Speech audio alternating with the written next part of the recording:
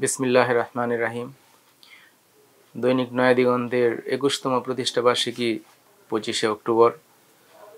প্রতিষ্ঠাবার্ষিকী উপলক্ষে দেশবাসী এবং দৈনিক নয়া দিগন্তের সকল শুভাকাঙ্ক্ষীদেরকে শুভেচ্ছা জানাচ্ছি।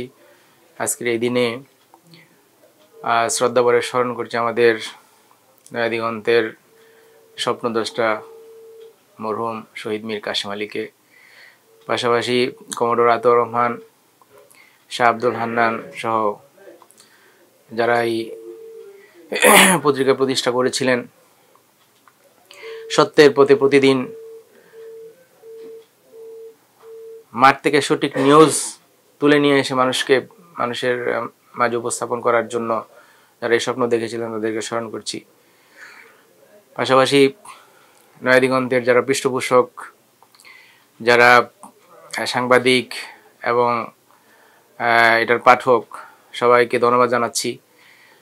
সকলের ভালোবাসা নিয়ে আমরা যেন আমাদের এই প্রাণের পত্রিকাটিকে মঞ্জিলে মকসুদে নিয়ে যেতে পারি এবং আজীবন এই পত্রিকাটি সত্য এবং সুন্দরের সাথে টিকে থাকতে পারে এবং অভিভাবকত্বের ভূমিকা পালন করতে পারে প্রিন্টিং মিডিয়া জগতে, সেই আশাবাদ ব্যক্ত করছি। ধন্যবাদ সবাইকে। আসসালামু আলাইকুম ওয়া রাহমাতুল্লাহি ওয়া বারাকাতুহু।